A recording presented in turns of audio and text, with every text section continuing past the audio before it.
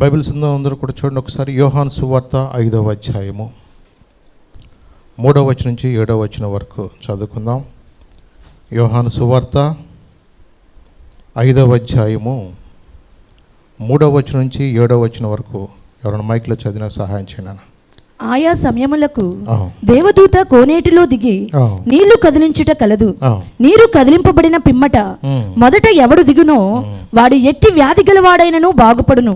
గనుక ఆ మంటపములలో రోగులు, గ్రుడ్డివారు, కుంటివారు, ఊచకాల చేతులు గలవారు గుంపులుగా పడియుండిరి. అక్కడ 38 ఏండ్ల నుండి వ్యాధి గల ఒక మనుషుడుండెను.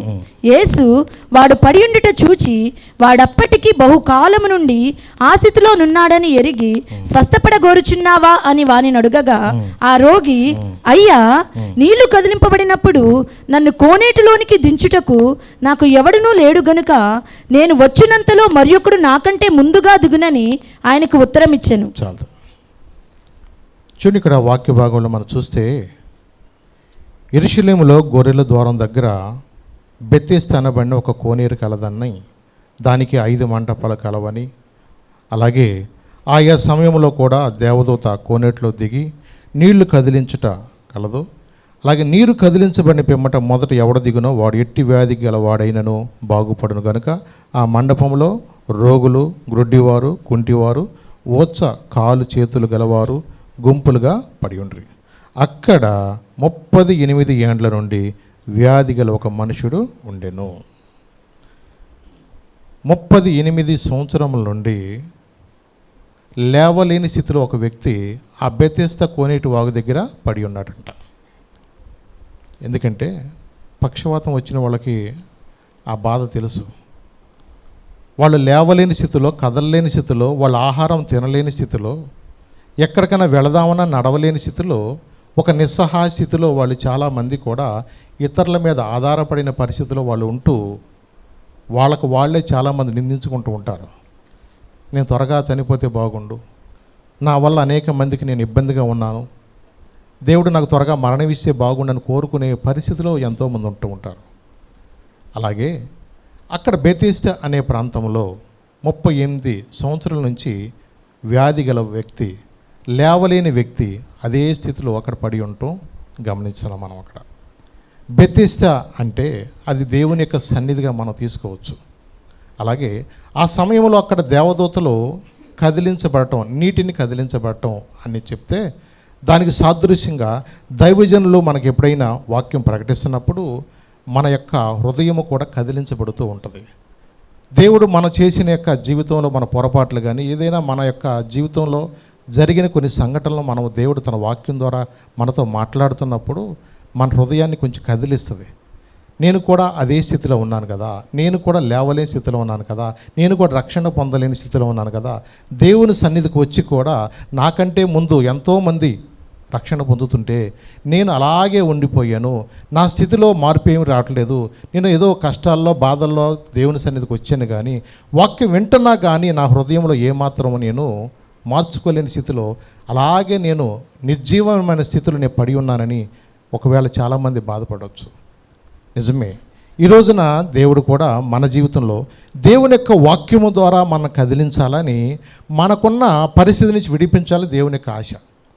ఎందుకంటే అక్కడ అనేక మంది కూడా ఎలా ఉన్నారంటే, అక్కడ చాలామంది వచ్చి ఆ నీళ్లు కదిలించబడినప్పుడు అక్కడ వచ్చి మరి ఒకడు వచ్చేసంట అతనికంటే ముందుగా అక్కడ వచ్చి దానిలో నీళ్ళలో పడవేయబడటం వల్ల అనేక మంది అక్కడ బాగుపడుతున్నారు. ఎందుకంటే ఇతనిని ఎవరో కూడా ఆ స్థలంలోకి తీసుకువెళ్ళలేని పరిస్థితిలో అతను అక్కడ ఉన్నాడు. కళ్ళ ముందే చూస్తున్నారు, కుంటివారు కానీ గుడ్డివారు కానీ కొంతమంది చాలామంది కూడా. ఆ సమయంలో వాళ్ళు వెళ్ళగలిగే వాళ్ళు వెళ్ళగలుగుతున్నారు, వెళ్ళలేని వాళ్ళకి సహాయం ఎవరైనా ఉన్నారనుకోండి, వెంటనే అతను తీసుకెళ్ళి ఆ కోనేటిలో దానిలో పడేస్తున్నారు. ఆ సమయంలో వాళ్ళకి స్వస్థత పొందుతున్నారు. చాలామంది కళ్ళ ముందు అలా బాగుపడతా వెళ్ళిపోతున్నారు. అతని జీవితంలో ఏమీ చేయలేని స్థితిలో, ఒక నిస్సహాయ స్థితిలో అలాగే పడి ఉన్నాడు. నిజమే, కొన్నిసార్లు మన జీవితాల్లో కూడా 5 సంవత్సరాల నుంచి ప్రార్థన రావచ్చు, 10 సంవత్సరాల నుంచి కొంచెం ప్రార్థన రావచ్చు, అలాగే 20 సంవత్సరాల నుంచి రావచ్చు, 30 సంవత్సరాల నుంచి ప్రార్థన రావచ్చు. కానీ కొన్నిసార్లు దేవుని వాక్యం నిన్ను కదిలించినప్పుడు, దేవుని వాక్యం నీతో మాట్లాడుతున్నప్పుడు నేడే రక్షణ, నేడే అనుకూల సమయం అని దేవుడు ఎన్నోసార్లు మనతో మాట్లాడుతున్నప్పుడు అనేక మంది హృదయాలు కఠినం చేసుకుంటూ ఉన్నారు. అనేక మంది కూడా రక్షణ పొందే విషయంలో వాయిదా వేసుకుంటూ ఉన్నారు. ఈ రోజున వయసుతో భేదం లేదండి. పెద్ద వయసు అని లేదు, చిన్న వయసు లేదు. నిజమే. నిన్న మొన్న 2 రోజుల కిందట స్థలము వెంకటాపురం అనే స్థలానికి వెళ్ళొచ్చాను. తెలిసిన వాళ్ళు చనిపోయారంటే ఫోన్ చేసి వెళ్ళాను. అతని వయసు 35 సంవత్సరాలంట. చిన్నపిల్లలు ఉన్నారు 2. చూడండి, ఆ వ్యక్తి రాత్రి ఏదో కడుపు నొప్పో గ్యాస్ నొప్పి ఏదో అనుకున్నాడు. హాస్పిటల్కి వెళ్ళాడు. హాస్పిటల్కి వెళ్ళే లోపలే మళ్ళా చనిపోయాడు. అర్థమవుంది ఏంటంటే అతను ఏదో గ్యాస్ నొప్పి అనుకున్నాడు, కానీ అది హార్ట్ స్ట్రోక్ అన్న సంగతి అతనికి అర్థం కాలేదు. కొన్నిసార్లు మనం అనుకోవచ్చు 30 ఏళ్ళకే 35 ఏళ్ళకి చిన్న వయసులోనే గుండె జబ్బులు వస్తాయా అనుకోవచ్చేమో. కానీ ఈ రోజులో ఎవరో మనం ఏమీ చెప్పలేమండి. మరణం చిన్నోళ్ళకి రాదని పెద్దోళ్ళకి రాదని ఏమన్నా ఉందో చెప్పండి. మరణం అందరినీ పలకరిస్తుంది. కానీ మనం గమనించుకోవాల్సింది ఏంటో తెలుసా? ఏ రోజైనా సరే మన జీవితంలో ఎప్పుడైనా సరే సిద్ధపడి ఉండటం మనకు ముఖ్యము. దేవుడు మనల్ని ప్రేమించి తన వాక్యం ద్వారా నిన్నుతో నాతో ఎందుకు మాట్లాడుతుండో తెలుసా? మనం అదే స్థితిలో ఉండటం దేవునికి ఇష్టం లేదు. మందిరానికి వస్తూ వాక్యం వింటూ కూడా రక్షణ గురించిన అవగాహన లేకోకుండా ఏదో కష్టం వచ్చినప్పుడు, బాధ వచ్చినప్పుడు దేవుని సన్నిధికి మనం వచ్చాము, దేవుని పాదాల దగ్గరికి వచ్చాము, ఏదో దేవుడు నన్ను విడిపించాడు, నమ్మకంగా కృతజ్ఞత కలిగి ఉండటం అది మాత్రమే కాదండి. దేవుడు నిన్ను బాగు చేశాడు, మంచిదే. దేవుడికి నమ్మకంగా ఉంటున్నాం, మంచిదే. దేవుడు దాన్ని బట్టి సంతోషించడు. కానీ మనము దేవుని కుమారులుగా కుమార్తెలుగా ఆయన నిత్య రాజ్యము మనం పొందుకోవాలని దేవునికి చిత్తం. ఎవరో కూడా ఒక వ్యక్తి నశించిపోవడం దేవుని చిత్తము కాదు. ఎవరు నరకం వెళ్ళడం దేవుడి చిత్తము కాదు. నరకం అనేది సాతానికి, వాడి అనుచరులకు మాత్రమే. మరి పరలోకం ఎవరికి అంటే ఆయన స్వరూపంలో చేయబడిన మనందరికి ఆయన తన స్వరక్తం ఇచ్చి మనందరిని కూడా కొన్నాడు. మనం ఎవరం కూడా వాక్యం వింటూ కూడా ఎన్నో సంవత్సరాల నుంచి ఆ వ్యక్తి కదలలేని స్థితిలో ఉన్నట్లుగా మనము కూడా అలా కదలలేని స్థితిలో ఉండటానికి కాదండి. రేపేం జరుగుద్దో మనకు తెలియదు.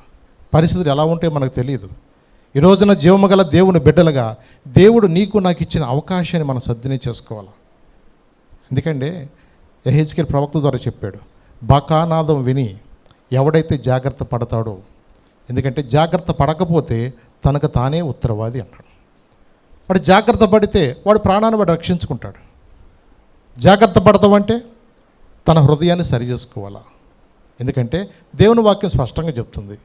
1 యోహాను పత్రిక చూద్దాం ఒకసారి. 1 యోహాను పత్రిక 1వ అధ్యాయము 8-9 వచనాలు ఒకసారి చదువున్నాను ఒకసారి. 1 యోహాను పత్రిక 1వ అధ్యాయము 8-9 వచనం. మనము పాపము లేని వారమని చెప్పుకుని ఎడల, మనము పాపము లేని వారమని చెప్పుకుని ఎడల మనలను మనమే మోసపుచ్చుకొందుము, మనమే మోసపుచ్చుకుంటాం, మరియు మనలో సత్యం ఉండదు. మన పాపములను మనము ఒప్పుకుని ఎడల, పాపములను మనం ఒప్పుకుని ఎడల ఆయన నమ్మదగిన వాడును నీతిమంతుడును గనుక ఆయన మన పాపములను క్షమించి సమస్త దుర్నీతి నుండి మనల్ని పవిత్రులుగా చేయును. నుండి కూడా మనల్ని ఏం చేస్తాడు ఆయన? మనం చేయవలసింది ఏంటి? మన పాపం మనం ఒప్పుకోవాలి. అతిక్రమము దాచిపెట్టువాడు వర్ధిల్లడు, వాడిని ఒప్పుకొని విడిచిపెట్టువాడు దేవుని కనికరము పొందుతాడు. ఎందుకంటే ఏదో ఒక రోజున ఆ పాపం అనేది పండుద్ది. ఏదో ఒక రోజున ఒక వ్యక్తి నేను చేయలేదు ఎన్ని బుకాయించినా ఒకానొక రోజున పాపం అనేది పండుద్ది. ఆ రోజున అవమానం, సిగ్గు, ఆ రోజున చాలా మరి కొన్నిసార్లు కొంతమంది అయితే ఎందుకు ఈ బతుకు చచ్చిపోదాం అన్న పరిస్థితులకు వెళ్ళిపోతూ ఉంటారు. లేదు, ఎందుకంటే దేవుడు కొన్నిసార్లు నీ యొక్క జీవితాన్ని నువ్వు మార్చుకుంటావేమో అని వాక్యము చేత నిన్ను కొద్దిగా కదిలిస్తూ ఉంటాడు. నీ స్వభావాన్ని మార్చుకో, నీ బుద్ధిని మార్చుకో, నీ బతుకును మార్చుకో. జీవము గల దేవుని బిడ్డలుగా నువ్వు రక్షణ పొందాలని దేవుడు ఎన్నోసార్లు ఆయన వాక్యము చేత మనం కదిలిస్తూ ఉంటాడు. నాకు కాదులే, ఇవాళ మా వదిన వస్తే బాగుండేది, మా అత్తగారు వస్తే ఇవాళ వాక్యం అంతా మా అత్తగారికే, మా మామగారు వస్తే బాగుండేదు. మనం ఎవరెవరికో దోసేయొద్దు. మనం అందరం అన్ని పాత్రలు పోషించాల్సిందే. మన జీవితంలో ఎప్పుడూ కూడా నేను ఈ పరిస్థితిలో ఉండకోకుండా నేను అలా ఉండటం నేర్చుకోవాలి. కొంతమంది అనుకోవచ్చు, అత్తగారిని కొంతమంది తెగ తిట్టుకుంటూ ఉంటారు. రేపొద్దున అదే పోస్టులోకి వెళ్ళాలిగా. రేపు అదే స్థానంలోకి వీళ్ళు వెళ్ళాలి కదా. నేను అలా జీవించుకోకుండా ఉండాలని నేర్చుకుంటానికి కొన్నిసార్లు మన ముందు అలాంటి అత్తలను పెడతాడు మన ముందు. అలాంటప్పుడు మనం కూడా నేర్చుకుని, నేను అలాంటి పరిస్థితుల్లో వెళ్ళకోకుండా ప్రభా నన్ను సరిచేయి, నన్ను మా కోళ్ళ అట్ట తిట్టుకోకూడదు, నన్ను అలా అనకూడదు అన్న ఉద్దేశంతో మనం వాటిని నేర్చుకుంటానికి కొంతమంది జీవితాలు మన ముందు కళ్ళ ముందు పెడతాడు. మనం ఏదో చూద్దాంలే అనుకుంటాం కాదు, కానీ ఏదో ఒక దినమందు అవన్నీ కూడా మనం ఫేస్ చేయాల్సిందే, వాటన్నిటిని కూడా. అందుకనే మన జీవితంలో ఎప్పుడు ప్రతి పరిస్థితిలో కూడా జీవితంలో కొన్ని నేర్పుతూ ఉంటాయి మనకి పాఠాలు. వాటన్నిటిలో కూడా మనం వెళ్ళాలంటే కొన్నిసార్లు మనం దేవుడు తన వాక్యం ద్వారా మాట్లాడుతున్నప్పుడు నా హృదయాన్ని నేను కూడా మార్చుకోవాలా, నా కఠిన హృదయము నాలో ఉండకోకుండా దేవుని కుమారుడుగా, దేవుని కుమార్తెగా మరి ఆయన చిత్తము నేను చేయాలన్న ఆశ కలిగి మనం ఎప్పుడైతే మనం వెళతామో దేవుడు తప్పకుండా మన జీవితాన్ని ఆశీర్వాదకరం చేస్తాడు. ఎందుకంటే చాలామంది హృదయాలు ఎలా ఉంటున్నాయి అంటే చూద్దాము అనుకుంటూ చాలామంది వాయిదా వేసుకుంటూ ఉన్నారు. ఈరోజున అనేక మంది రక్షణ పొందుకోకుండా దేవుని యొద్దకు మరి వారి హృదయాలు సరి చేసుకోకుండా పరలోకానికి వెళదామని అందరూ అనుకుంటున్నారు. కానీ ఈ రోజున పరలోకానికి వెళ్ళాలంటే మొదట మనం చేయవలసింది మారు మనసు మనకు కావాలా. ఆ మారు మనసు అనుభవం అనేది దేవుని కుమారుడిగా నిన్ను కుమార్తెగా అంగీకరించేలా చేస్తుంది. మన అందరికీ కుటుంబాలు ఉన్నాయి. మన బిడ్డలు ఎవరైనా పొరపాటు చేసినప్పుడు వాడిని మనం దండించుకోకుండా ఉంటామా? వాడు మళ్ళా పొరపాటు చేయకూడదనే కదా వాడిని దండించేది. దేవుడు కూడా మనల్ని ప్రేమించి మనం ఏ పొరపాటు చేయకూడదని, మనము జీవమగల దేవునితో పాటుగా యుగయుగాలు ఉండాలనే కదా దేవుడు మనల్ని ప్రేమించి కొన్నిసార్లు ఏదైనా ఒక పనిష్మెంట్ పంపించేది, ఒక శిక్షను పంపించేది, ఒక వ్యాధిని పంపించేది, ఒక రోగాన్ని పంపించిన, ఒక అప్పును పంపించిన. దేవుడు మనల్ని ప్రేమించే కొన్ని శ్రమలు గుండా దేవుడు మనల్ని నడిపిస్తూ ఉంటాడు. అలాంటి పరిస్థితుల్లో మనం ప్రార్థన చేస్తున్నామో, అలాంటి పరిస్థితుల్లో మనం ఒప్పుకొని మనము దేవుని సన్నిధిలో ప్రభా నీ కొరకు నిలబడతానయ్యా, నన్ను స్వస్థపరిచయ్యా, నన్ను కాపాడని మనం ఎన్నోసార్లు మనం ప్రార్థన చేస్తాం. కానీ దేవుడు కోరుకున్నట్లుగా మనం జీవిస్తున్నామా? దేవుడు నీ నుండి నా నుండి ఆశించేది ఏంటో తెలుసా? ఆయన స్వరూపంలో మనం కూడా మార్చబడాలి. ఆయన యొక్క చిత్తము నెరవేర్చేవారు ఉండాలని దేవుని యొక్క ఆశ. నిజమే, మన బిడ్డలు మన మాట వినాలని మనం ఎలా కోరుకుంటామో దేవుడు కూడా ఆయన కుమారులుగా, ఆయన కుమార్తెలుగా ఆయన చిత్తము చెయ్యాలని దేవుడు కోరుకుంటూ ఉంటాడు. మన లోకస్తులు వల్ల ఉండటానికి కాదు. ఎందుకంటే రక్షణ పొందుకోకుండా ఉండేది ప్రజలు వారి స్వబుద్ధి మీద ఆధారపడుతూ ఉంటారు. నాకు చాలా టైం ఉందిలే, నాకు ఇంకా ఈ లోకంలో చాలా పనులు ఉన్నాయి, నేను ఇంకా ఇప్పుడే ప్రార్థనలోకి నేను వచ్చేసారంటే ఇక నేను అవి చేయకూడదు, ఇవి చేయకూడదు, నేను చాలా స్ట్రిక్ట్గా ఉండాలి అనుకుంటాం. అసలు నీ వల్ల నా వల్ల ఉండాలంటే మన జీవితాల్ని ఆయన చేతికి అప్పగించడం నేర్చుకోవాలి. కీర్తనకారుడు ఒక చోట చెప్పాడు, ఇందర మన ఉత్తరపత్రులు చదువుకున్న వాక్య భాగంలో 37వ కీర్తన 5వ వచనంలో ఒక చక్కని మాట రాశాడు. అక్కడ నీ మార్గమును యెహోవాకు అప్పగింపుము, నీవు ఆయన నమ్ముకొనుము, ఆయన నీ కార్యమును నెరవేర్చుతాడు. నీ మార్గమును యెహోవాకు అప్పగింపు. ఆయన ఎప్పుడైతే నువ్వు నమ్ముకుంటావో ఆయన నీ కార్యం నెరవేరుస్తాడు. మన స్వబుద్ధి మీద మనం ఆధారపడొద్దు, మన జ్ఞానము, మనకున్న తెలివితేటల మీద మనం ఆధారపడొద్దు. జీవమగల దేవునికి చేతికి నీవు ఎప్పుడైతే నీ జీవితాన్ని నువ్వు అప్పగించుకుంటావో నీ జీవితాన్ని ఏదైనా ఆయన మార్చగలరు. అంటే మన భాషలో చెప్పండి, తలరాత ఆయన మార్చగలడు. నీ బ్రతుకులో కొన్నిసార్లు నేను మంచి గృహం కొనుక్కుంటానా అనుకోవచ్చేమో, నువ్వు ఊహించని గృహాలు నీకు ఇవ్వచ్చు. నా జీవితంలో నీ కారులో నేను వెళ్ళగలుగుతానా, మా ఇంట్లో ఎప్పుడైనా ఏసీ పెట్టుకోగలుగుతానా నువ్వు అనుకోవచ్చేమో. కానీ నువ్వు అడుగు వాటికంటేను, ఊహించు వాటికంటేను అత్యధికముగా చేయగలిగింది నీ తండ్రి.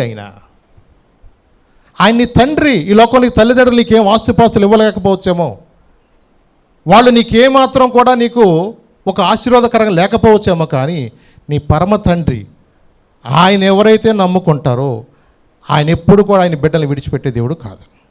నీకే సమస్య వచ్చినా, నీకే పరిస్థితి వచ్చినా, ప్రతి పరిస్థితుల్లో కూడా నువ్వు ఎవరి మీద అనుకోవచ్చు తెలుసా? కష్టాలలో జయమిచ్చును, శోధనలో జయమిచ్చును, సాతానును ఓడించును, విజయము చేకూర్చును, కష్టాలలో జయమిచ్చును, శోధనలో జయమిచ్చును, సాతానును ఓడించును, విజయము చేకూర్చును.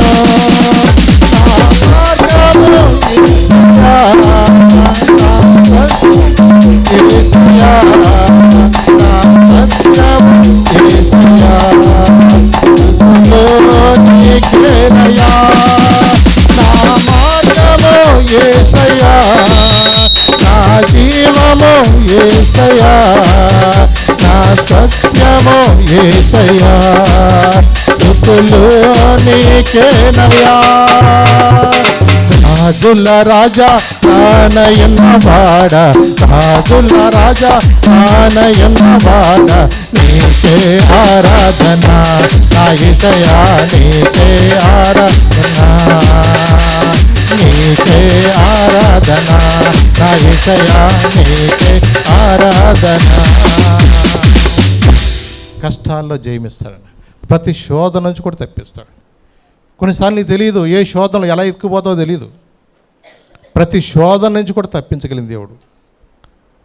యేసుప్రభు తన శిష్యులతో అన్నారు, మీరు శోధనలోకి ప్రవేశించకున్నట్లు మెలకువగుండి ప్రార్థన చేయండి.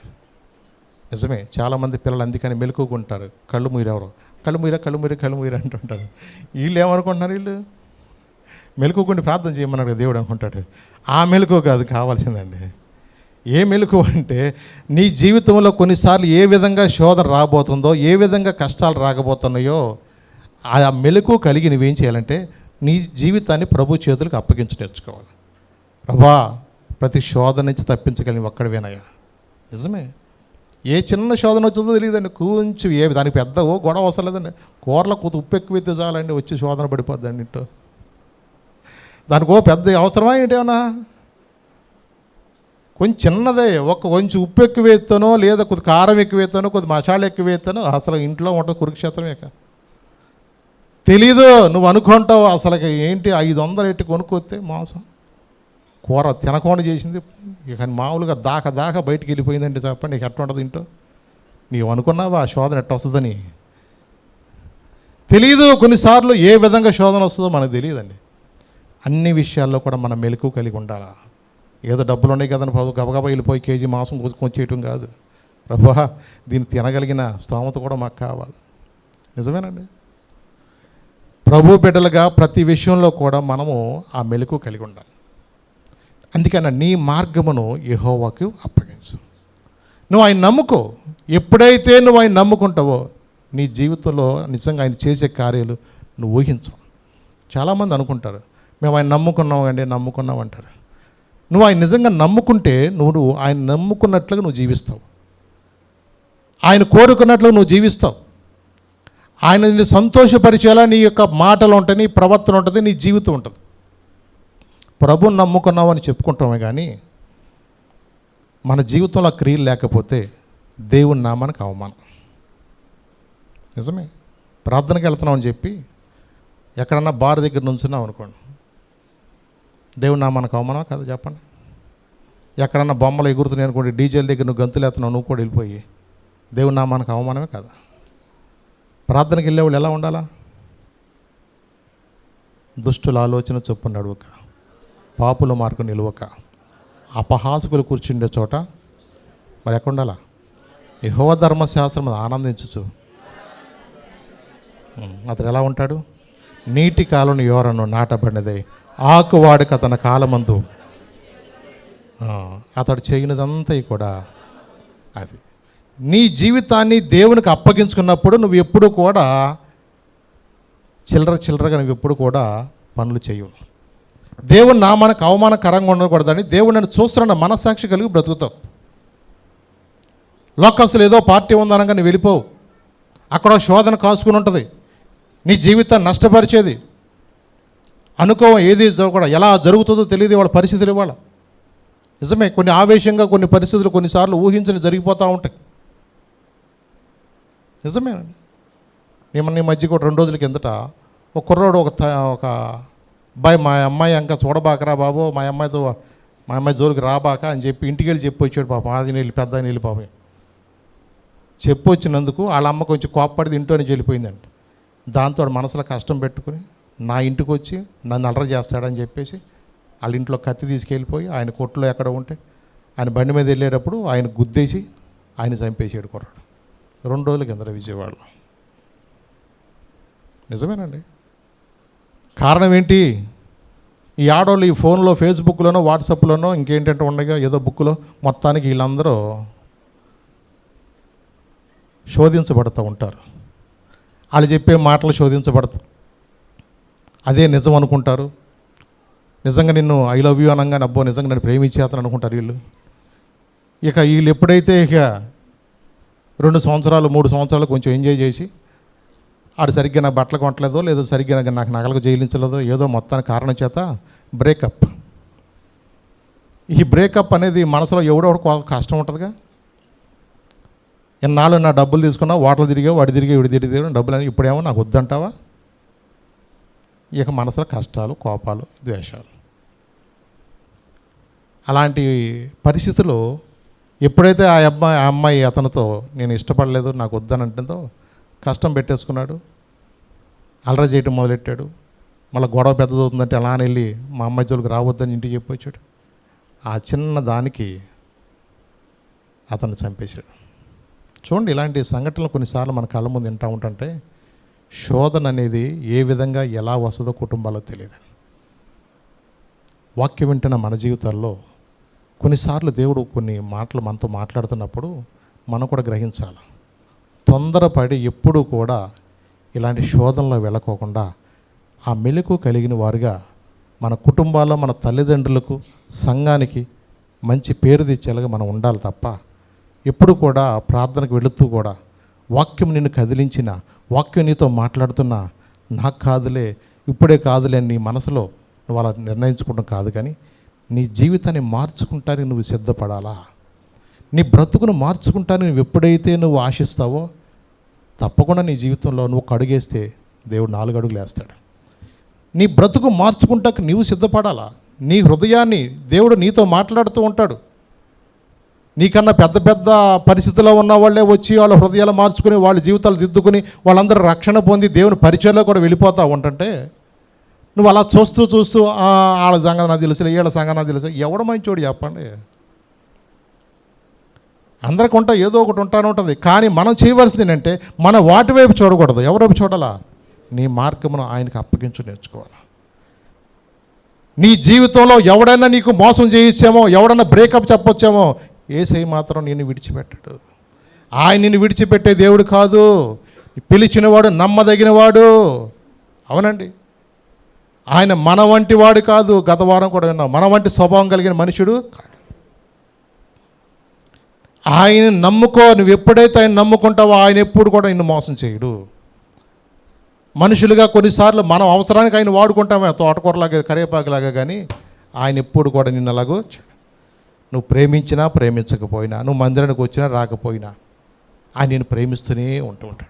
ఆయన మంచివారి మీద చెడ్డవారి మీద ఆయన ఎలాగైతే ఉదయకాంతిని పంపించినట్లుగా ఆయన ప్రతి ఒక్కరిని ప్రేమిస్తున్నాడు. ఏదో ఒక దినమ నువ్వు తప్పకుండా మారుతావని ఆయన ప్రేమ ఆయన కృప నీ ఎడల ఇంకా అలాగ దీర్ఘశాంతం అలాగ చూస్తూ ఉన్నది. అవునండి, ఈ మాట చూస్తే నాకు ఒక ఆశా జీవితాన్ని గుర్తొచ్చింది నాకు ఒకసారి. తన పరిస్థితి బాగున్నప్పుడు కూడా అయ్యా నీవు తప్ప నాకు ఎవడున్నాడు అయ్యా అన్నాడు. 2వ దినవృత్తాంతముల్లో ఆ మాట మీకు చూపిస్తాను ఒకసారి.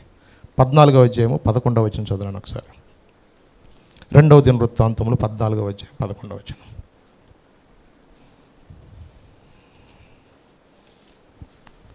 ఆస తన దేవుడైన యెహోవాకు మొరపెట్టి యెహోవా విస్తారమైన సైన్యము చేతిలో ఓడిపోకుండా బలము లేని వారికి సహాయము చేయుటకు నీకన్నా ఎవరునూ లేరు. మా దేవా యెహోవా మాకు సహాయము చేయము, నిన్నే నమ్ముకొని ఉన్నాము. నీ నామమును బట్టియే ఈ సైన్యమును ఎదిరించుటకు బయలుదేరి ఉన్నాము. యెహోవా నీవే మా దేవుడవు, నరమాత్రులను నీ పైని జయమొందనీయకము అని ప్రార్థింపగా చాలా ఇక్కడ ఆశా జీవితంలో మనం చూస్తే నిజమే తన జీవితంలో దేవుని దృష్టికి అనుకూలంగా యథార్థంగా జీవించి ఎక్కడా కూడా తన జీవితంలో మరి అన్ని దేవతలు కానీ ఏది కూడా లేకోకుండా తన రాజ్యంలో మరి దేవుని ఘనపరిచే వ్యక్తిగా ఉన్నాడు. అతను బట్టి దేశంలో ఎక్కడ యుద్ధాలు కలగలేదంట, చాలా నెమ్మదిగా ఉంది. నిజమే, చాలా సంతోషం. అలాగో ఏ రాజ్యమైన యుద్ధాలు లేనప్పుడు, ఏ కుటుంబంలో గొడవలు లేనప్పుడు కుటుంబం కూడా చాలా సంతోషంగా ఉంటుంది. కానీ ఏదో ఒక సందర్భంలో కొన్నిసార్లు మనకి పరీక్షలు వస్తూ ఉంటాయి. అలాగే ఆశా జీవితంలో కూడా ఒక పరీక్ష వచ్చింది.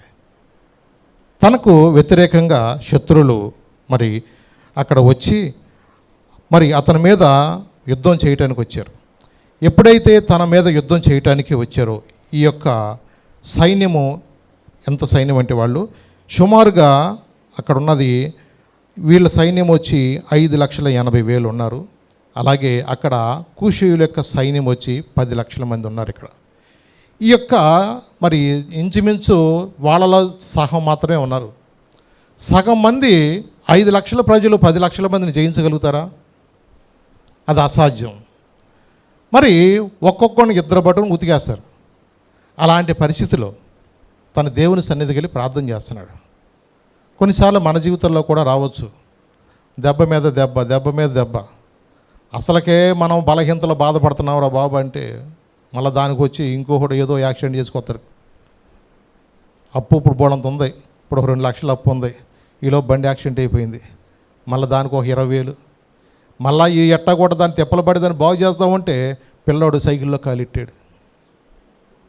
ఏంటరా బాబు చూస్తుంటే ఇక జనాలు ఒకసారి ఏమన్నా తేడా ఉందా మీ ఇంట్లో చూపించుకోమంటే కూడా దాన్ని కూడా వెళ్ళిపోయి ఎదుర్కొంటారు జనాలు. వీళ్ళు అంటే మనుషుల్లో ఎలా ఉంటుందంటే పరిస్థితి, ఇక దెబ్బ మీద దెబ్బ. కొన్నిసార్లు సమస్యలు వచ్చినప్పుడు మానసికంగా కుంగిపోతూ ఉంటాం. ఇలాంటి పరిస్థితుల్లో ధైర్యం ఎప్పటి నుంచి వస్తుందో తెలుసా? నీ భక్తి నీకు ధైర్యం పుట్టిస్తుంది. నువ్వు నమ్ముకున్న దేవుడు యథార్థవంతుడని, నీవు నమ్ముకున్న దేవుడు నిన్ను చూస్తున్నాడని విశ్వాసంతో నువ్వు ఉంటే నీ భక్తి నీకు ధైర్యం ఇస్తుంది. వాళ్ళు ఎంతమంది ఉంటే ఏంటి? దావీదు అన్నాడు చూసా, యుద్ధం యెహోవాదే. అంతే. దేవుడు నా పక్షంలో ఉండగా నాకు విరోధి ఎవడో?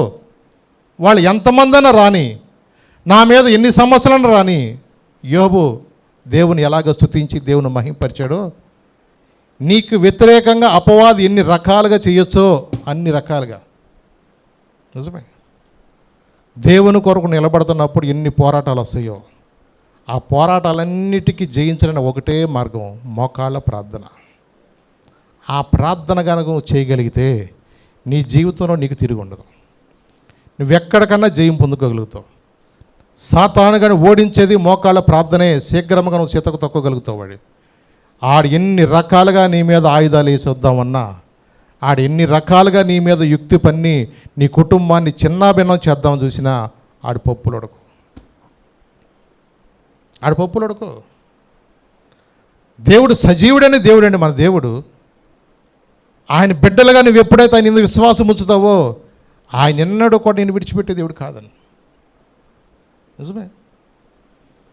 దేవుని కొరకు నువ్వు వాడబడుతున్నప్పుడు ఎన్నో శోధనలు వస్తూ ఉంటాయి. కానీ దేవుడు నీ పక్షం ఉన్నప్పుడు నీకు ఏ నష్టం కలగజేయనివాడు.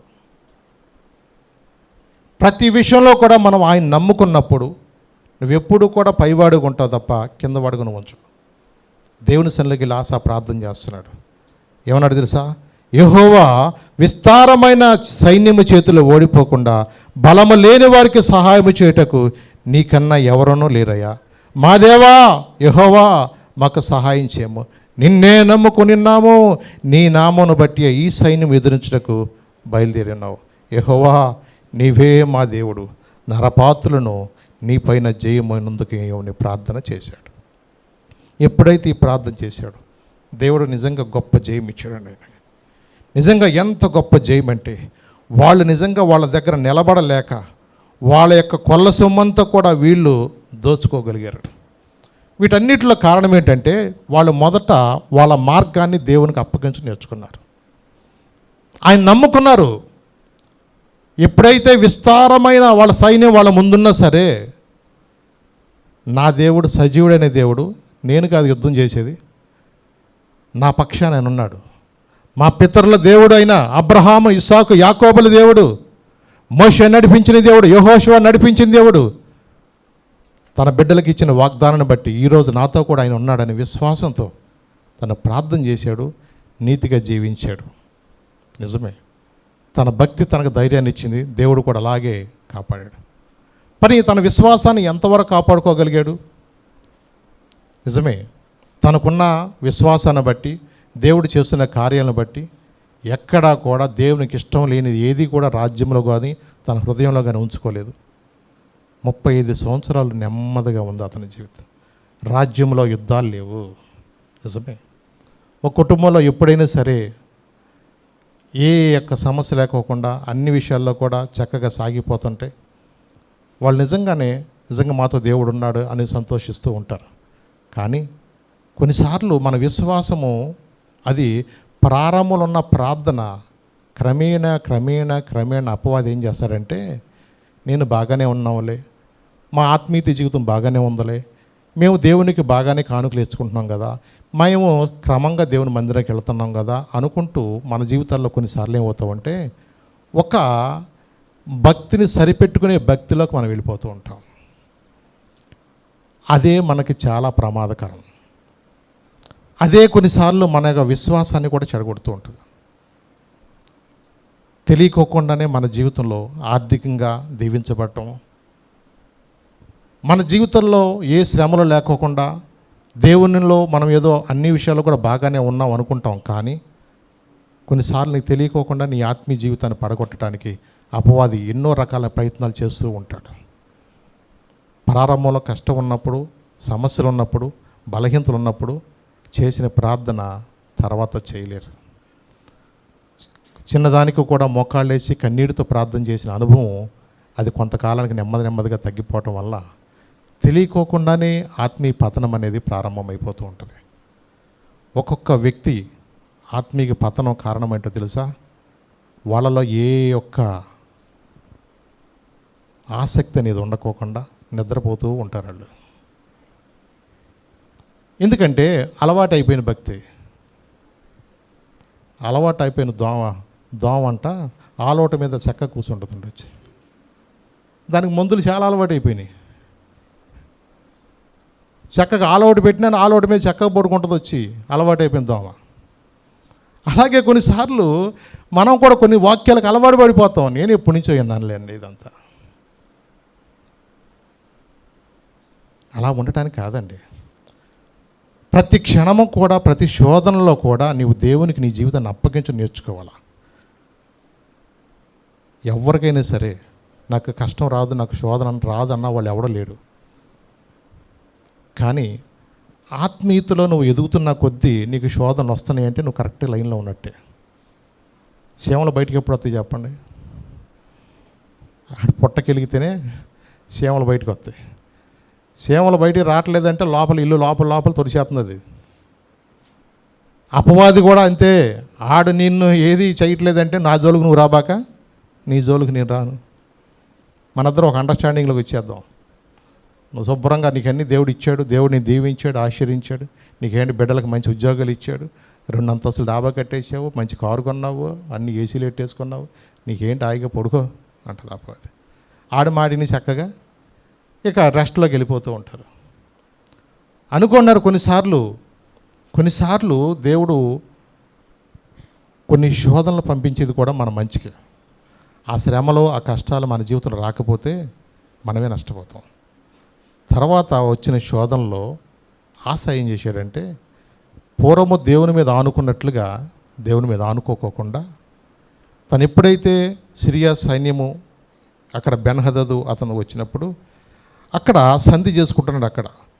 ఎందుకంటే ఆ సమయంలో అక్కడ దేవుని యొక్క మందిరంలో ఉన్న వెండి బంగారులు ఇవన్నీ తీసేసి అక్కడ సిరియా రాజు బెన్హదదుకి పంపించి అన్నాడు, నా తండ్రికి నీ తండ్రి కలిగినట్లుగా నాకు నీకు సంధి కలిగి ఉన్నది, వెండి బంగారం నీకు పంపి ఉన్నాను, ఇశ్రాయేల్ రాజైన బయషాను విడిచి అవతలకు పోవునట్లుగా నీవు అతనితో చేసి ఉన్న సంధిని భంగం చేయమని వర్తమానము పని. ఈ మాటలు ఎప్పుడైతే మరి చెప్పాడో సిరియా రాజుతోటి, అలాగే వచ్చారు, యుద్ధం చేశారు, జయం పొందారు. తర్వాత దేవుడు ఎన్ని చూస్తూనే ఉన్నాడు. దైవజనుడిని హనానీని పంపించాడు అక్కడికి. హనానీని పంపించి మరి ఇది అడుగుతున్నాడు అక్కడ, మరి నీవు 7వ వచనం చూద్దాం. ఆ కాలమందు దీర్ఘదర్శి అయిన హనాని యోధారాజు అయిన ఆసా యుద్ధకు వచ్చి అతనితో ఇలాగూ ప్రకటించు, నీవు నీ దేవుడిని యెహోవాను నమ్ముకొనక సిరియా రాజును నమ్ముకుంటివే. సిరియా రాజు యొక్క సైన్యము నీ వశము నుండి తప్పించుకుని పోయాను. బహు విస్తారమైన రథములను గుర్రపు రౌతులు గల కూషీలను లూబీలను గొప్ప దండెత్తి వచ్చిరు కదా, అయినను నీవు యెహోవా నమ్ముకున్నందున ఆయన వారిని నీ చేతికి అప్పగించాను. మరి ఇంత గొప్ప సైన్యం వచ్చినప్పుడు ఆ కుషీలు లూబీలు అక్కడందరూ వాళ్ళు వచ్చినప్పుడు దేవుడు మరి వాళ్ళని చేతికి అప్పగించాడు కదా, మరి ఎందుకు నువ్వు సిరియా రాజు మీద నువ్వు ఆనుకోగలిగావు? ఇదే ప్రశ్న దేవుడు మనల్ని అడుగుతున్నాడు. కరోనా టైంలో ఊపిరందక చచ్చిపోతున్న టైంలో నేను కాదు నేను కాపాడింది. యాక్సిడెంట్ అయిపోయిన సమయంలో కొన్నిసార్లు ఉన్నాడో పోయాడో అనుకున్నారు, నిజమే. ఇవన్నీ నా జీవితంలో కూడా జరిగినాయి. మాకు యాక్సిడెంట్ జరిగింది, కరోనా వచ్చింది, మరి ఇవన్నీ మమ్మల్ని తప్పించలేదా? దేవుని యొక్క దాని సంకల్పంలో, ఆయన యొక్క ప్రణాళికలో మనల్ని నమ్మి దేవుడు మనకు కొన్ని తరుణాలు ఇచ్చాడు మనకి. మరి ఎంతో మనకన్నా గనులైన వారు ఎన్నోసార్లు ఎలా వచ్చినారో అట్లా పోతున్నారు వాళ్ళు. ఎందుకు దేవుడు మనల్ని కాపాడుతున్నాడు? ఎందుకు మనల్ని క్షేమస్థితిని దేవుడు మనకించాడు? మన జీవితంలో ఇన్ని గొప్ప కార్యాలు దేవుడు చేస్తున్నప్పుడు మనం ఎంతవరకు నీతిగా నిలబడుతున్నాం దేవుని కొరకు, ఆయన సాక్షిగా మనం ఎలా జీవిస్తున్నాం? నిజమే, ఈ ప్రశ్న దేవుడు అడుగుతున్నాడు వచ్చి. ఆ దినమందు కూషీలు నీ మీదకు దండెత్తి వచ్చినప్పుడు నేను నిన్ను కాపాడలేదా? ఈ రోజున నువ్వు సిరియా రాజును నమ్ముకున్నావు కదా. నిజమే, దేవుడు కొన్నిసార్లు ప్రశ్న అడుగుతాడు. ఆ దినమున కాపాడిన దేవుడు ఈరోజు నిన్ను కాపాడలేదా? ఈరోజు నేను దేవుడిని ఆశీర్వించాడు కదా, దీవించాడు కదా అని హాస్పిటల్లో ఎంత ఖర్చు అయినా పర్వాలేదు బతకాలను వెళ్ళిపోతున్నవే. నిజమేనండి, దేవుడు ఒకానొక దినమందున కొన్నిసార్లు వాళ్ళు ఎంత ఖర్చు పెట్టినా వాళ్ళ వల్ల కాదు. డాక్టర్లు అంటారు మేము చేసే ప్రయత్నాలన్నీ చేసామండి, ఇక మీ దేవుడే మిమ్మల్ని కాపాడాలంటారు. అవునండి, ఈ రోజున ప్రతి పరిస్థితిలో కూడా దేవుడు మళ్ళీ ఆయన మీద మనం ఆనుకున్నప్పుడు ఆయన కాపాడుతాడు తప్ప మనుషులు ఏంటండి వాళ్ళ. ఒక రోజున ఇద్దరు అడుక్కునేవాళ్ళు పెట్టాపురం జమీందారు గారి దగ్గరికి, ఆ ప్రాంతంలో ఆ జమీందారుల కాలంలో వాళ్ళిద్దరూ ఒక ప్లాన్ వేసారు. ఇక అరే మనం ఇద్దరం అక్కడ రోడ్డు మీద కూర్చుందాం, వాళ్ళిద్దరూ కూడా రోడ్డు మీద బోర్డులు పెడతారే, యాపిల్కాయ కేజీ 100, దానిమ్మకాయలు కేజీ 50 రూపాయలను, మొత్తం బోర్డులు పెట్టినట్టు పలక పెట్టినట్టుగా అలా ముందు ఒక బోర్డు పెట్టేసుకున్నారు. ఒకడేమన్నా అంటే పిట్టాపురం జమీందారు గారే నాకు సహాయం చేస్తాడు అన్నాడు. సరే అటేపు ఇంకోటి కూర్చున్నాడు, దేవుడే నాకు సహాయకుడు అని పెట్టాడు ఇంకో బోర్డు. ఇద్దరు బోర్డులు పెట్టేసుకున్నారు. ఇక పెట్టేసుకొని జమీందారు గారు వచ్చే టైంలో ఆయన చూడాలని చక్కగా అడిదిప్పుతున్నారు బోర్డులు. సరే మొత్తానికి ఆయన కూడా చేత కనేసి అట్ట నెమ్మదిగా అక్కడ చూస్తూ ఉన్నాడు. ఇద్దరు ఏం బోర్డులు పెట్టాడు, ఒకడేమో పిట్టాపురం జమీందారు గారే నాకు సహాయం చేస్తాడు, ఇంకోడేం పెట్టాడు బోర్డు, నాకు దేవుడే సహాయం చేస్తాడు అన్నాడు. సరే మొత్తానికి ఇద్దరు బోర్డులు చూశాడు. ఎంతైనా లోపల ఉంటుంది కదా, రే పిట్టాపురం జమీందారు గారు నమ్ముకున్నవాడు ఎట్టుంటాడని చూపిస్తారా? ఆడెవడు అన్నాడు అక్కడ దేవుడే నాకు సహాయం చేస్తా అంట. ఎవడు సహాయం చేస్తా నేను చూస్తాడికి అని భట్టుని పిలిచి, రే లోపల వాళ్ళు ఏమేమి వండారా కనుక్కోండి అని చెప్పాడట. అయ్యా మంచి బిర్యానీ ఉందన్నారట. ఆ బిర్యానీ మంచి ప్యాక్ చేసేసి, అలాగే దానిలో కింద అడుగు గిన్నెలో ఇంత బంగారం వెండి రత్నాలు కూడా అడుగు బాక్సులో పెట్టి పైన బిర్యానీ పెట్టేసి పలానా జమీందారు గారు ఇచ్చారని చెప్పేసి వెళ్ళాలి. ఎక్కడికి వెళ్ళాలి? పిట్టాపురం జమీందారు గారు నాకు సహాయం చేస్తాడని బోర్డు పెట్టాడే, ఆడి దగ్గరికి వెళ్ళి ఇచ్చిరా అన్నాడంట. అట్టగనయ్య అన్నాడు. సరే మొత్తానికి అక్కడ క్యారేజ్ తీసుకు బయలుదేరాడు. ఇక లేరా లేరా అబ్బాయి ఏంటంటే జమీందారు గారు నీకు మంచి భోజనం పంపించారన్నాడు. అమ్మయ్య అనుకుంటాడేమన్నాడు. ఆ టయానికి ఆడెవడో తీసుకొచ్చి రొయ్యల బిర్యానీ పెట్టాడంట ఆడికి. ఈ పెళ్ళిలో మిగిలిపోయింది రొయ్యల బిర్యానీ ఉందని చెప్పేసి ఆడికి మాత్రం ఇచ్చారంట. ఆడెవడో మరి ఆడు కడుపు నిండా తిన్నవాడికి ఎట్లా ఉంటుంది చెప్పండి. ఆ ముక్క ఏదో ముందే తెస్తే కడుపు నిండా తినేవాడిని. ఇప్పుడు రొయ్యలు ఫ్రాన్స్ బిర్యానీ తిన్నారు, మాకు బాగా చేస్తారు, మరి ఎలా నాకు వచ్చింది తినేసాను అబ్బాయి, ఏదైనా దేవుని ప్రేమ ఉంది కాబట్టి నాకు వద్దులే అని చెప్పాడు అన్నట. ఆడికి ఇచ్చేసాడంట. ఎవడికి? దేవుడే నాకు సహాయకుడు అన్న ఓడికి ఇచ్చాడంట. నేను ఎట్టాకి తినలేను, ఆడికి పాపం ఆకలి వేస్తుందని చెప్పేసి ఈడేం చేశాడు, తీసుకెళ్ళిపోయి దేవుడే నాకు సహాయకుడు అన్న వాడికి ఆడికి ఇచ్చేసాడంట. సరే ఆడు మొత్తం చూసుకున్నాడంట. క్యారెట్ తీసేయంట, మంచి గుమగుమలాడుతుందంట. ఇక మంచి బిర్యానీ బాగుందని చెప్పేసి తిందామని చెప్పేసి కింద కూర ఏం పెట్టారని చూస్తే దాని నిండా బంగారం ఉందంట, రత్నాలు ఉన్నాయంట. ఆ రోజుల్లో రోడ్ల మీద పోసేవాళ్ళుగా. అలాగూ నిజంగా ఆ క్యారేజ్ నిండా బోళంత బంగారం వెండి ఎన్ని ఉండేలకి ఆడు ఏం కామ్గా ఉన్నాడంట. సరే ఎరా తినేరే అంటే బాగుందా అంటే, రే నీకు వద్దులే, మళ్ళీ నీకు శోధన వస్తుంది, వాసన వస్తే ఇబ్బంది అని చెప్పేసి కొంచెం అటు వెళ్ళి తింటాలని చెప్పేసి ఆ క్యారేజ్ చూసి ఏం చేసాడు, పక్క వెళ్తుందంట. ఎలా మళ్ళీ వచ్చేస్తావా ఎమ్మటే అన్నంట. ఇప్పుడే వచ్చేస్తారా అబ్బాయి అన్నంట. మనసులో అనుకున్నంట, జీవితంలో ఇక నేను అడుక్కునే పని నాకు లేదన్నంట. కామ్గా ఆడ మాత్రం ఆ క్యారేజ్ చూసుకునేట్టు వెళ్ళిపోయాడంట. తిండి సర్వతంగతి. దాని ఏమున్నాయి ఇక్కడ, బంగారం, వజ్రాలు, బోళ్ళంతా రత్నాలు ఉండేలకి. మరి ఎవరు సహాయం చేసేది అక్కడ? పిట్టాపురం జమీందారు గారే సహాయం చేశాడు అక్కడ. ఎవరా చేసి మరి ఎవరికి వచ్చింది అది? నిజమే, కొన్నిసార్లు మనం అనుకోవచ్చు నీకు సహాయం ఎక్కడి నుంచి వస్తుంది. నిన్ను నమ్మినచో సిద్ధడనీయవు, నన్ను నెమ్మదితో నీవే ఉంచెదవు. నిన్ను నమ్మినచో సిగ్గుపడనీయవు, నన్ను నెమ్మదితో నీవే ఉంచెదవు.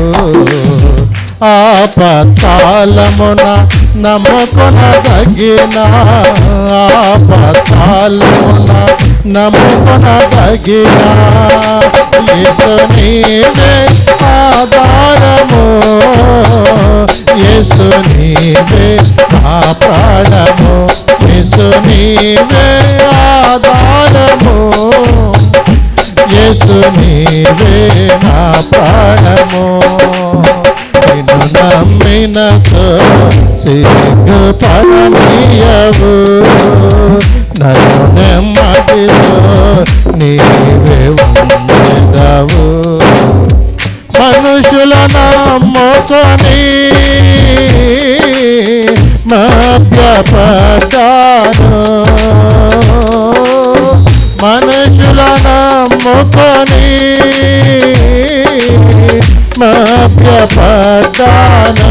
సత్యవంతుడా ఆశ్రయుడవని నీ చెంతకు చేరాను, సత్యవంతుడా ఆశ్రయుడవని నీ చెంతకు చేరాను. యేసు నీవే ఆధారము, యేసు నీవే నా ప్రాణము, యేసు నీవే ఆధారము, యేసు నీవే నా ప్రాణము. నిన్ను నమ్మినతో సిగ్గుపడనీయవు, నన్ను నెమ్మదిలో నీవే ఉంచెదవు. ఆయన నమ్ముకున్నప్పుడు ఎన్నడూ విడిచిపెట్టేది కాదు. అవునండి. 146వ కీర్తన 3వ నుంచి 5వ వచనం చదువును ఒకసారి. 146వ కీర్తన 3వ వచనం నుంచి 5వ వచనం చదువు. అక్కడ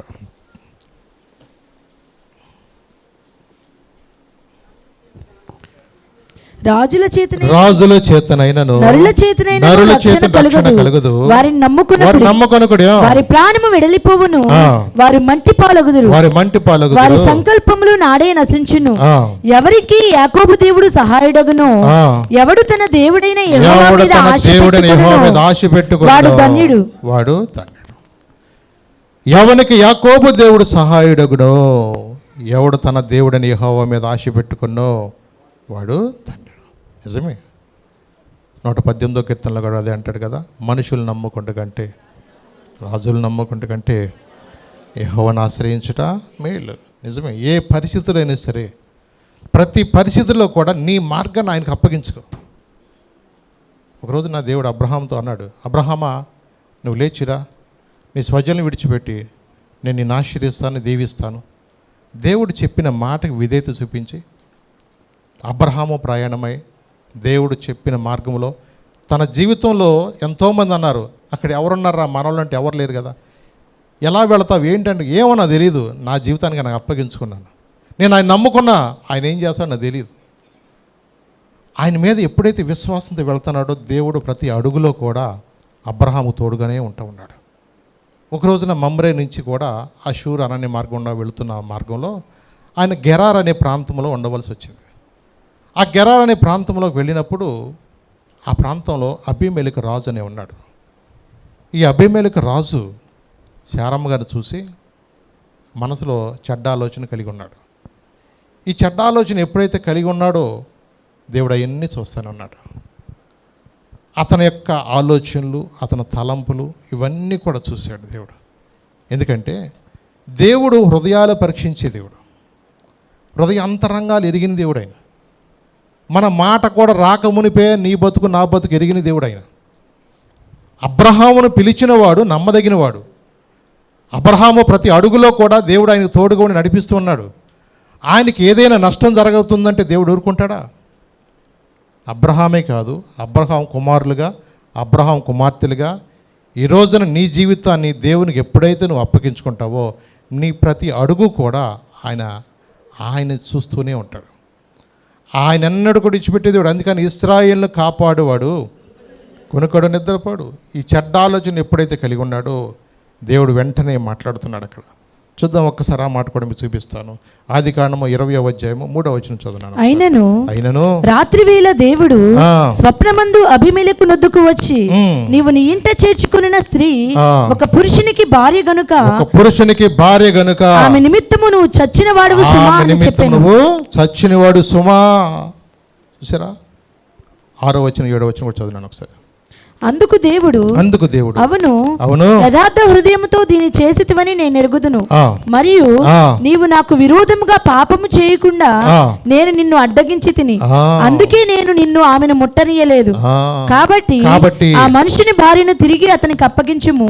అతడు ప్రవక్త, అతడు నీ కొరకు ప్రార్థన చేయును, నీవు బ్రతుకుదువు. నీవు ఆమెను అతనికి అప్పగించని ఎడల నీవును నీ వారందరూ నిశ్చయముగా చచ్చెదరని తెలుసుకొనుమని స్వప్నమందు అతనితో చెప్పాను. దేవుడు కల్లో మాట్లాడు. ఏమనుకున్నా, నన్ను నమ్మి తన సొంత వాళ్ళు, తన బంధువులు ఎంతమంది అతనికి అడిగినా లేదు, నేను ఆయన నమ్ముకున్నాను, ఆయన స్వరం విన్నాను, నన్ను పిలిచినవాడు నమ్మదగినవాడు. ఎప్పుడైతే విశ్వాసంతో తను అడుగేశాడో ప్రతి అడుగులో కూడా దేవుడే తండ్రిగా ఉండి ఆయన నడిపిస్తూ ఉన్నాడు. నిజమే. మన బిడ్డల విషయంలో కూడా మనం ఎలా ఉన్నామా, అన్నం తిన్నావా లేదా, పడుకున్నావా, వచ్చావా లేదా, దూరంలో ఉన్న పిల్లల విషయంలో కూడా ఎప్పుడు కూడా ఫోన్ చేస్తూనే ఉంటారు. కొత్తగా పెళ్ళైన పెళ్లి కూతురు కూడా ఉందనుకోండి, అలా వాళ్ళు అడుగుతారు, ఎట్టుందమ్మా అక్కడికి వెళ్ళాక, ముందు మీ మామ సంగతి తర్వాత మీ అత్త ఎట్టుందమ్మా. అట్లా కొన్నిసార్లు ఏంటంటే మనుషుల్లో వాళ్ళకి ఆ యాంగ్జైటీ ఉంటుంది.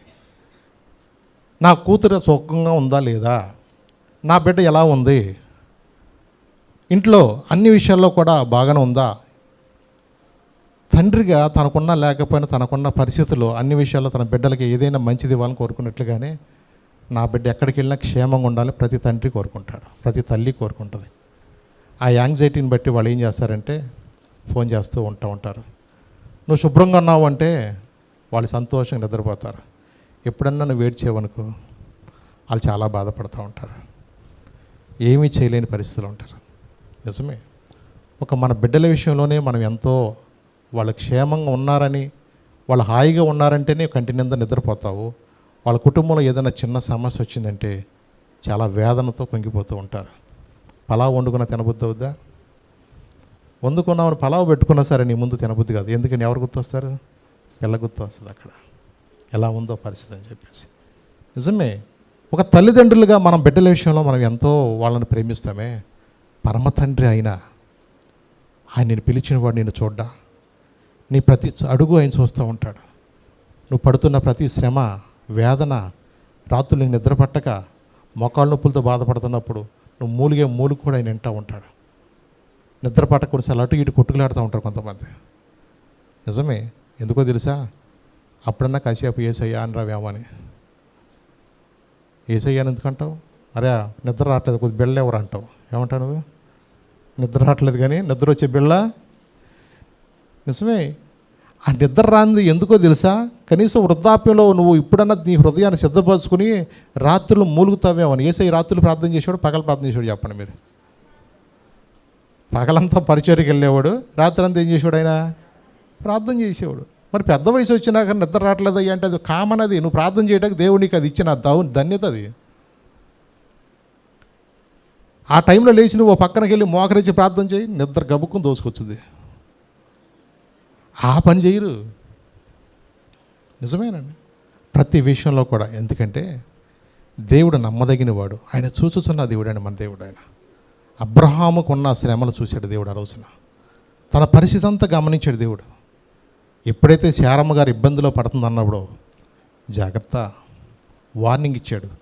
కళ్ళలోనే ఎలా వార్నింగ్ ఇచ్చాడు తెలుసా? 7వ వచనం మరో చదువుతున్నాడు. ఆ మనుషుని భార్యని తిరిగి నువ్వు అతనికి అప్పగించు, అతడు ప్రవక్త, అతడు నీ కొరకు ప్రార్థన చేస్తాడు, నువ్వు బ్రతుకుతావు. నీవు ఆమెను అతను అప్పగించని ఎడల నీవును నీ వారందరూ నిశ్చయముగా చచ్చెదరని తెలుసుకుందామని స్వప్నం మందు దేవుడు చెప్పాడు. జాగ్రత్త, నువ్వు నీ బ్యాచ్ మొత్తం చచ్చిపోతారు ఒక్క రోజులో. అవునండి, దేవుడు ఏదైనా చేయగలిగిన దేవుడు. నీ కోసం తన ప్రాణాన్ని ఇచ్చిన దేవుడు నిన్ను కాపాడలేడా? నిన్ను విడిచిపెడతాడా? ఆయన దేవుడు నమ్మదగిన దేవుడు అండి. ఆయన ప్రేమ కలిగిన దేవుడు. ఆయన నిజంగా ఆయన ప్రేమకు ఏమి ఇచ్చి రుణం తీర్చాడు. దేవునికి ఇచ్చే ఆశ ఏంటో తెలుసా? ఈరోజైనా నీ హృదయాన్ని సరి చేసుకుంటావేమో అని, ఈరోజైనా నీ హృదయాన్ని ఆయనకు అప్పగించి రక్షణ పొందుతామేమో అని. నీ పాప జీవితాన్ని, రోత జీవితాన్ని విడిచిపెట్టి ఆయన హృదయమంతటితో ఆయన ప్రేమించి ఆయన కుమారులుగా, ఆయన కుమార్తెలుగా ఆ నిత్య రాజ్యం సంపాదించుకోవాలి దేవునికి ఆశ. కానీ అపవాది అనేక మందిని వాక్యం ఎన్నెవడో అనేక మంది బాగుపడిపోతూ ఉంటారు. వచ్చిన వాళ్ళకి బాగుపడుతున్నాడు. అక్కడ ఎవడో ఒకడు ఏదో టయానికి వస్తున్నాడు, ఆడు బాగుపడుతున్నాడు. వీడు మాత్రం అట్టా గుడ్లు అప్పకి చూస్తున్నాడు. వాడి నిస్సహాయ స్థితి చూసి యేసయ్య అతని దగ్గరికి వచ్చి, నువ్వు స్వస్థపడగోరుచున్నావా అని అడిగాడు. అతను అనుకుంటున్నాడు, ఇక నా బతికింతే, నా జీవితం వింతే, ఇది నా కర్మేమో అనుకుంటూ తనలో తాను కుమిలిపోతూ ఉన్నాడు. చాలామంది బాగుపడుతున్నారే, నిన్నగా మొన్న వచ్చినోడు బాగుపడ్డాడే, నా బతికింతేనా, నా జీవితం వింతేనా అని కుంగిపోతూ ఉన్నాడు. కానీ అలాంటి పరిస్థితిలో నిజంగా తన నిస్సహాయ స్థితిని దేవుడు చూసి అతని యొద్దకు వచ్చి, స్వస్థపడుకోవచ్చున్నావా, లేచి నీ పరుపెత్తుకున్నాడు. అంతే. అతనికి ఎంత విశ్వాసం వచ్చింది తెలుసా? లేచాడు, వెంటనే తన పరుపెత్తుకున్నాడు. నిజమేనండి, నిజంగా దేవుడు చెప్పిన మాట వెంటనే అతనికి ఏం చేసిందన్నా? శక్తినిచ్చింది, బలం ఇచ్చింది. దేవుడు నిజంగా ఆ వ్యక్తిని ఎందుకు బాగు చేశాడు? అప్పటికి అతను బహుకాలము నుండి పడి ఉండేట చూశాడు. బహుకాలము నుండి అదే స్థితిలో అతను పడి ఉన్నాడు, లేవలేని స్థితిలో అతను ఉండడం దేవుడు చూశాడండి. ఆయన చూసిన దేవుడు నిన్ను చూడ్డా. ఎంతోమంది ఉన్నారు కదా అక్కడ, ఎవరో ఒకరు వాళ్ళకి సహాయం చేసేవాళ్ళు ఉన్నారు అక్కడ. ఈ వ్యక్తికి తనంటూ ఎవడో లేడు అక్కడ. ఒక నిరీక్షణ లేని వ్యక్తిగా అలాగే ఏదో ఒక రోజు నా రోజు అంటూ రాకపోతుందా, నాకంటూ ఒక రోజు నా జీవితంలో మంచిని జరగబోద్దా, తన విశ్వాసంతో అలాగే దేవుని కృప కొరకు కనిపెట్టుకున్నప్పుడు దేవుడే మానవుడిగా ఈ లోకానికి వచ్చి, ఎప్పుడో తెలుసా? యేసుప్రభు పుట్టకముందే ఆయన వచ్చాడు, అదే స్థితిలో ఉన్నాడు. యేసుప్రభు నిజంగా ఆయన పరిచర్లో భాగంగా ఆ వ్యక్తి కోసమే వచ్చి అక్కడ ఉన్న వాళ్ళందరూ బాగు చేయలేదు. ఆ వ్యక్తినే మాట్లాడు, ఆ వ్యక్తితోనే పిలిచాడు, ఆ వ్యక్తినే బాగు చేశాడు.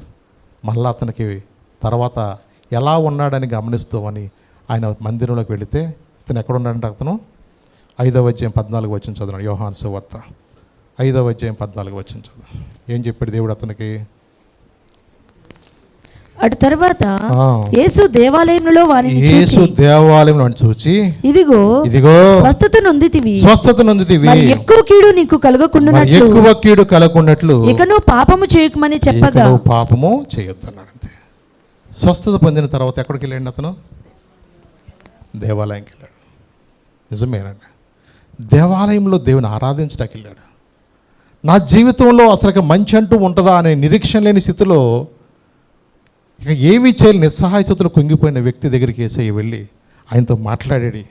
లేచి నీ పరిగెత్తుకోమని చెప్తే వాడు వెంటనే స్వస్థత ఉంది, పరిగెత్తుకుంటూ నడుచుకుంటూ వెళ్ళాడు. ఎన్నో రకాలైన పరిస్థితులు ఆయనకు అన్నీ తెలుసు.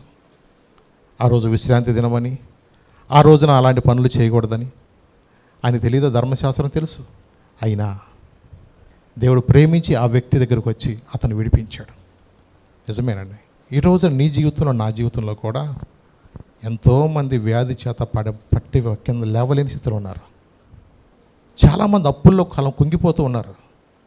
చాలామంది వాళ్ళ యొక్క నిరీక్షణ లేక, నా బ్రతుకింతే, నా బిడ్డలకి ఇక నేను పెళ్లి చేయగలుగుతానా, ఇక నా జీవితంలో ఉద్యోగం అంటూ వస్తుందా, నాకంటూ ఇక ఏదైనా ఒక నిరీక్షణ అంటూ ఉందా, నిరీక్షణ లేని స్థితిలో చాలామంది కూడా ఆత్మహత్యలు చేసుకుంటారు. ప్రజలు ఎంతోమంది ఉన్నారు.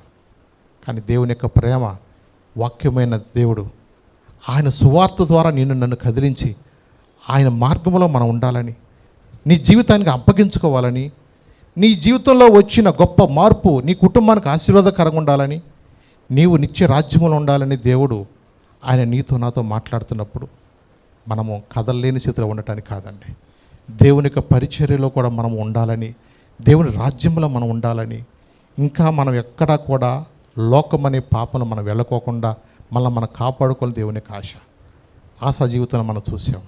తన జీవితంలో ఎంతో దేవుని మీద ఆధారపడినప్పుడు, దేవుని నమ్ముకున్నప్పుడు దేవుడు ఎంతో గొప్ప జయం ఇచ్చాడు.